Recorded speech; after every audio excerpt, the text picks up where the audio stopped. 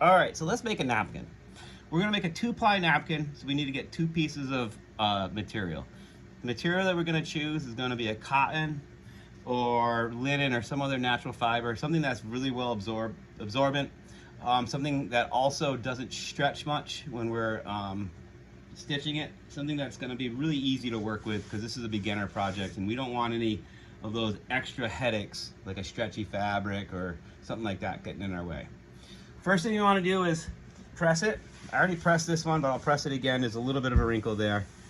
By pressing the fabric, it's going to be easier to work with later.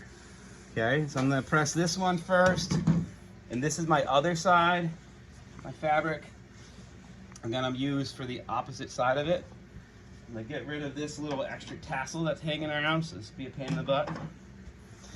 And I'm going to put this down, and I'm going to use this area here. And I'm going to line up my square edges, so I only have to make 2 cuts. So I'll show you that in a second. But again, I want to press this. Pressing it's going to make it easier to work with, but you also know the actual dimension of something. Wrinkles take up space, and when they flatten out, the material will elongate where that wrinkle was. So we don't want this thing to change size. Also, when you're storing your iron, never store it like this. Always store it standing up on its butt. That will prevent you from burning your fabric, burning your work surface, charring a table, melting a table if it's a plastic table. So I have 2 fairly clean edges. I'm going to clean this one up a little bit, straighten it out, because I want to make only 2 cuts when I'm done with this, when I'm making this thing. Whenever you are laying out material, always keep in mind that the material costs money and you want to use it in the most efficient way. Okay, so I'm going to take my template for this project. Rather than measuring and having to deal with that, we're just going to use a regular standard piece of paper as our template, and I'm going to put it along this edge. I could put it this way too if I wanted to. I'm going to put it this way, and I'm going to have to make 3 cuts. 1 down here to straighten out that line, 1 across the top, and 1 around this side. Let's get a couple pins, and I'm gonna pin it just 4 times at 4 corners. And I'm gonna get rid of this piece of material I had put underneath to protect my work surface while I was ironing. So I got my cut pad here. I'm gonna flatten this out again.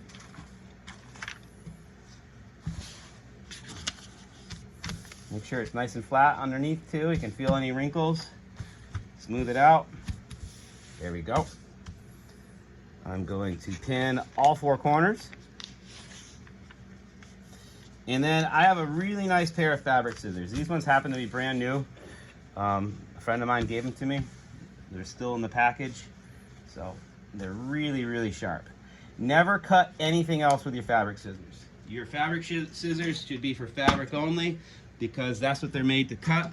And if you cut anything else with them, you're gonna dull them. And 90%, well not 90, but at least 75-80% of the work of sewing is done off the machine.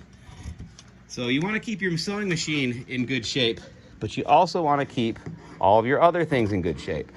And if you're cutting with dull scissors, you're gonna be miserable. You want nice, sharp tools, well-maintained tools, and it's going to be more pleasurable to do it that way.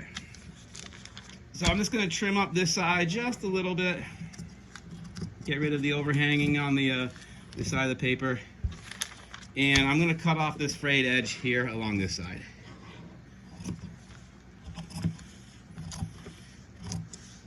I like working on a surface that's easy to sweep, so I can just take this stuff and push it onto the ground and clean up my mess later on all at once. If you're working over a rug or something like that, it's a little bit more of a pain in the butt. Okay, so here we go. Here's our piece of fabrics pinned together underneath our template. Let's take our pins out and stuff them directly into our pin cushion right away. Let's get into that habit. Pins are cheap, but they're not free. Also, pins get dull if they're on the floor and getting stepped on, they bend, all of that. So we want to make sure that we're keeping our materials well maintained so they're easy to work with. Some materials will have a right side and a wrong side, especially a lot of pattern materials. Prints, there's obviously one side that's brighter. Denim, also, one side at the inside of your jeans, if you look at them, a completely different color than the outside. Whatever you want to be showing later on, we're going to call it the right side. So this and this, if you notice, it might be hard to see on the camera, but this is a slightly brighter color than this. This is identical on both sides, really. Well, pretty close. I actually think this is a little brighter too. So I would say this and this are my two right sides. So I'm going to take them and put them right sides together. I'm going to do that because we're going to stitch this thing 90% together and leave a gap and then turn it inside out. Okay? So now that I have them together, I'm going to start at one corner and I'm going to pin it. And I'm going to leave my pins perpendicular to the lines that where I'm going to be stitching. It's easier to pull them out this way. If I run them parallel, I don't get to get as close up to the pin before I pull them out, and it becomes a little bit of a headache. I also like to have the pin heads facing into the middle of the fabric. I'm going to do 3 along the short sides and 4 along the long sides. You want them close, reasonably close to the edge. They don't have to be right up to it, but reasonably close to the edge. Depending on the fabric, depends on how you have to pin. The stretchier fabrics, you need to pin a lot. If you're doing something like the inside of an arm, where a sleeve connects to the body of a jacket, or the inside of the crotch of a pair of pants, you're gonna need more pins because there's a lot more going on. Something like this, I'm probably overkill with the number of pins I'm putting in. But the more of a beginner you are working with the machine, the easier it is to have it pinned a little bit more. It just keeps everything tight and together. Okay, so here's my fabric pinned together. If you look on the other side, you can see where the pins are, but this is going to be face up when we stitch. That way we can pull the pins as we go. So next we're going to get to our sewing machine. We're going to start here. We're going to go up to the corner. We're going to go all the way down at each of the 4 sides, and then we're going to leave about 1.5 inch gap. And then we're going to turn it inside out, and then we're going to press it again, and then we're going to top stitch it all the way around. That's how we make a 2-piece napkin. And it's really not a bad project at all. It's something that you can do in probably 10-15 minutes when you get to it. So let's go over to the sewing machine now. So I have my fabric ready to go in the sewing machine. I'm going to start about 3 inches in from one edge because I like to turn it inside out, not at the corners. I like to have the stitches coming down to here, and then I'll leave a gap at one of the corners, at one of the sides, about 3 inches from the corner, in order to turn it inside out. If you turn it inside out right at the corner, I don't like that because I feel like it leaves a bit of a weak spot at that corner. We don't ever actually stitch that. We top stitch it later, so that hole gets closed up with what's called a top stitch later on, and I'll show you that. So I'm going to start along the long side. I also feel like it's a little easier to turn it inside out if you leave the gap on the long side. It doesn't really matter. I could start on this side too. You know what? I will start on this side just for the heck of it. I'd always do it on the long side. Let's try it on the short side. Maybe it is a little bit easier this way. I have no idea. My instinct was always the long side, but I'll try something new today. There are lines on the right-hand side of the presser foot. Each one of these is 1/8 of an inch. You start off at a quarter. This is 3 inches, 3/8,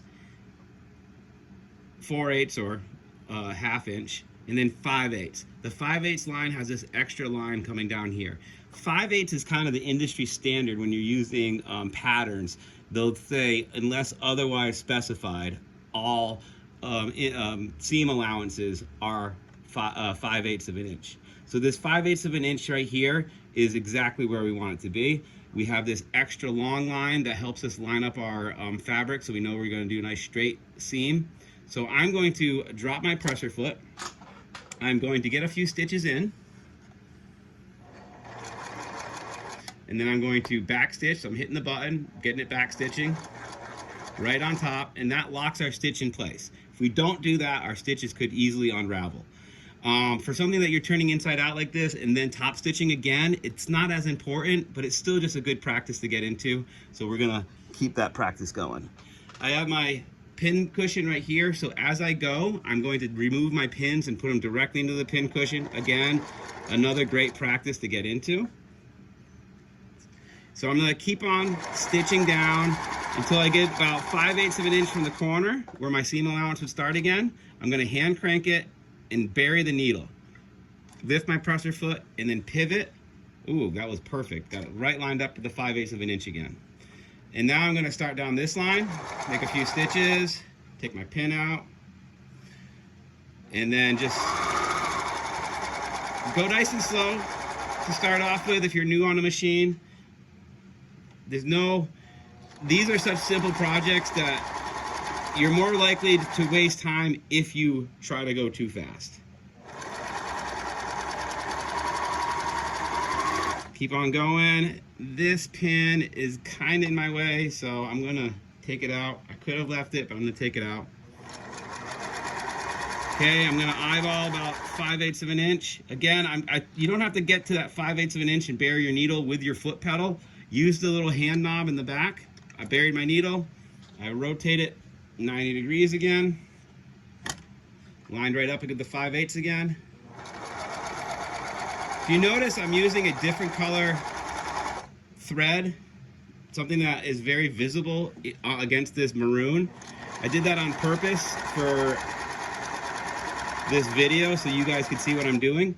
But also, it doesn't really matter when you're going to be turning something inside out what color your stitches are, because all of these stitches are going to be hidden when we turn it inside out. So again, I'm going to go 2 this time. Pivot. I'm using up some stuff that I had left over from previous projects. My bobbin color is green, so my bottom stitches are green, my top stitches are gray. When we do the top stitching, it matters more. Those will become visible. So you might want to pick something that is contrasting in a way that you would like, something aesthetically pleasing, or you might want to pick something that is the color of this, so the stitches pretty much disappear. I'm going to be hemming some brown pants later on today, and I'm definitely going to be using brown thread for that so the stitches disappear.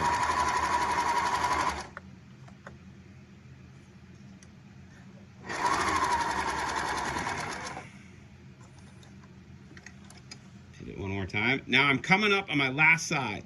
Here's where my opening needs to be. So I'm going to leave about 1.5 inches. Last time I did one of these, I only left about 1.25 inches, and it was a bit trialsome getting it turned inside out. So I'm going to leave myself 1.5 inches. Now I'm going to eyeball 1.5 inches. So if you're not good at eyeballing 1.5 inches, maybe make a little measurement and use a piece of chalk or some fabric pencil to mark where you want to stop. So I back stitched a couple times, got my needle top dead center, pull it out. And I am going to trim my threads as I go. Another good practice to have.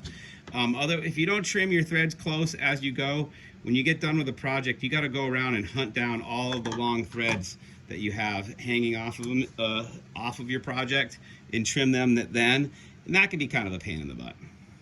All right, so I'm redoing this tutorial because I forgot to do this next step last time. You need to get rid of the bulk at the corners. So I'm going to take my scissors and cut it close to the corner, but do not go through your stitches. Okay? I'm going to do that to all 4 corners. Just a nice 45-degree cut, leaving about 1/8 of an inch of space there, because if we try to turn this out, when we turn this inside out, we want to poke these corners out so they're nice and crisp. If we have too much bulk there, it's almost impossible to get it turned out the proper way. So now I have it sewed together, right sides together. I have my gap right here, and I'm going to grab the far corner from the gap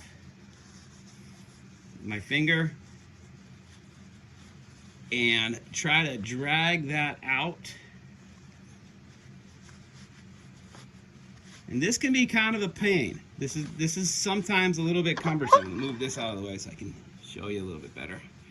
Be a little bit cumbersome doing, especially if you got fat fingers, or if you left that gap a little bit too small. This is much easier than last time. Last time I left the gap much too small, and it took me, wow, it took me like 3 times as long. So now we have to push these corners out and flatten it out. So I'm gonna flatten it out as best I can by hand, pulling these corners out towards me. This one too. And it's nice to have like an old chopstick. I think a chopstick's just about perfect for the job. But something along those lines, they make actual tools specific for that job, but to push this material out at the corners. So I'm gonna go find my chopstick, and I will be back in just a second, and I'll show you the rest of getting this thing turned inside out. Chopstick. That's it. Left over from some day we had sushi. Take that chopstick and push out the corners, okay? Now you notice it's a little balloon-like. I don't like that. I want this thing to be a lot more crisp in its shape. I want these things to look pretty square. You know, the corners aren't going to be perfectly square, and I don't mind that. But I don't want these edges to be all balloony. So what are we going to do? Well, when in doubt in sewing, and this is for everything, when in doubt, press. You should always have an iron around to press things. Now, there's a difference between ironing and pressing. Ironing, you're going back and forth, back and forth, back and forth. And for this project, we could do that. But when they say to press something, they literally mean to take your iron and just press it down on it. So I'm going to line up this edge and really kind of work it down together with my fingers, hold it in place, and I'm just going to take this and press down.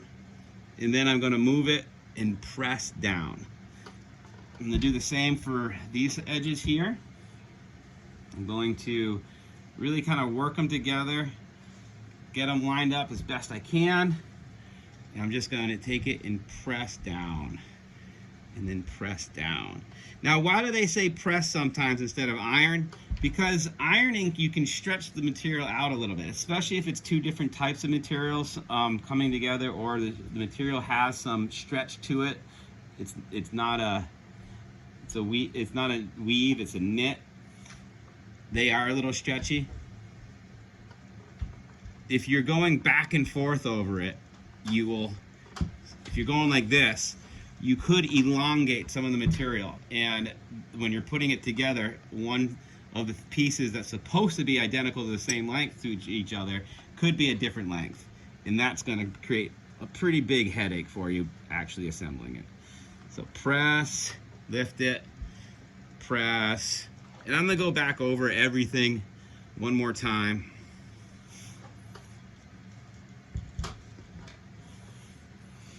Press, press, press, press. And this guy right here, I'm going to work a little bit more. Make sure you have the setting of your iron appropriate for your fabric. Cotton, wool, other natural fibers can take very, very high heat. Synthetics cannot. You will melt a polyester if you keep it at the same heat levels as a cotton or wool. And there's nothing worse than accidentally melting fabric onto your iron. It's a nightmare. You can sometimes never get it off. All right, so here we go. We got our piece nice and rectangular. Both sides look pretty good. It's nice that you can't see the other fabric from either side. This side's pretty much just maroon if you're looking straight down from it, and this side's just the blue and white stripe when you're looking down on it. So now we're going to run a top stitch. Now we're not going to use a 5/8 seam allowance. We're going to run it very, very close to the edge, okay? That's going to keep this thing flat. It's going to keep it from ballooning out. We're going to go about 1/8 of an inch in, maybe a little bit more, a little less than 1/4, but we want to go right along here. Whatever we do, we want to make sure that we're on that extra material that we folded in. Remember, we clipped the corners, but we didn't trim the rest of it. I don't like to trim the rest of it on something like this because it gives these edges a little bit more robustness. It keeps them a little bit more rigid, and it gives the napkin a little bit more body. So I'm going to come in and I'm going to pretty much, the distance I want is pretty much right along this stripe that goes right along this edge here. Kind of disappears a little bit here, but this is the distance that we want. So about 1/8 of an inch, maybe a little bit more, but not quite 1/4. Okay? There's no mark. Well, there is a mark for it, but it's really hard to line it up on the regular presser foot. So I'm going to show you how to do that just by eye. I don't really care what your spacing is here too much. It's just whatever you do, make it consistent and straight. You just don't want it wobbly going down. You want it nice and consistent, nice and straight. Maybe for ease of construction, I will do 1/4 of an inch. If I don't like it, I can always run a second line closer to the edge. It's just 4 short sides, so it's not going to take that long. So let's go ahead and do 1/4 of an inch down here, and if we decide to do another top stitch on the inside of it, aesthetically it's not going to look bad anyways. Okay, so here we go. We're going to go back to the machine and do our top stitching. That's also going to seal up this little gap here. We're going to seal that up, and we'll be all set. So like I said, I'm going to do 1/4 of an inch. I'm going to actually do it on the, I'm going to have the maroon face up because it's without the pattern, it's a little easier to see.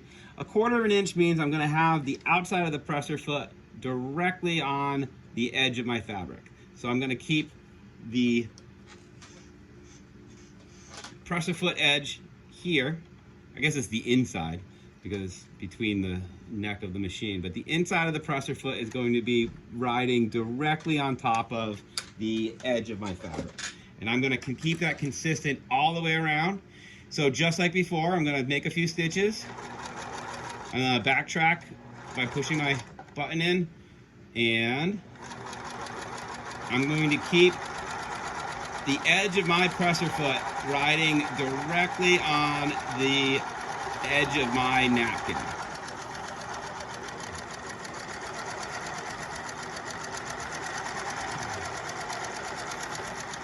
The better job you've done pressing this, the easier this is going to be for you.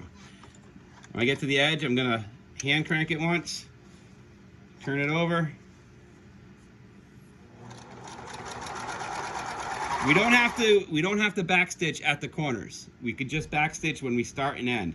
When we get to the corners, we do not need to. I got a little bit of a thread sticking out right here before I go any further, and I notice it and I take it away. Okay, here we go.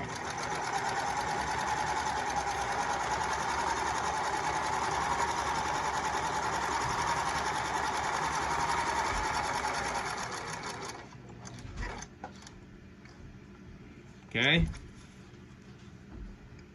Other side.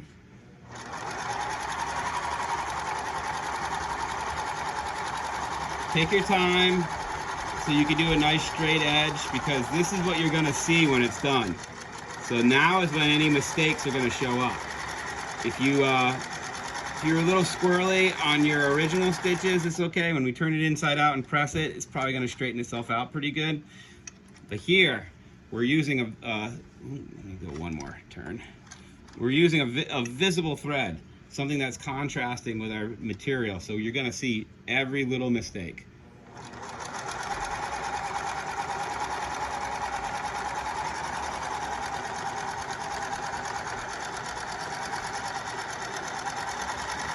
So I'm going to go right up to where I started before. I'm going to hand crank it so I can get right up to it. And go one. There we go. I'm going to hold the button down. I'm going to hit the foot pedal and back stitch over it. And I'm going to come forward again just a couple times. That's going to really lock this in place. And here we go. Now, before you move on, get rid of all these extra threads, okay? Nothing makes a thing look crappier than a bunch of hanging threads all over the place. So there's my napkin. I got, like I said, a gray thread against the maroon. I thought that looked pretty decent. And I have a green thread against the blue and the white, but you can't really see it because of the busy pattern of the blue and the white. Did I say green and the white? Blue and the white. Like I said, he could have gone a little closer on the top stitching near the corners, but it would have been a little bit more difficult to do 1/8 of an inch. So I like our 1/4 of an inch decision. I got a little squirrely right there, I'm not gonna lie, you know, but it's just a napkin, okay? I'm not gonna pick that out. I'm gonna leave it because it doesn't matter. So there we go. Here's our project number 1. A 2-piece napkin. We sew it together, right sides together, leave a little gap, turn it inside out, trim the corners off, top stitch it 1/4 inch away from the edges, and there we go. All right. We'll move on from here with some more complicated techniques, but this is a great starting point. It helps us get used to just running straight seams. It helps us get used to pressing down on the foot, different speeds just to control the machine, use of the machine. It's a perfect first project. All right, hope you had fun. Thanks.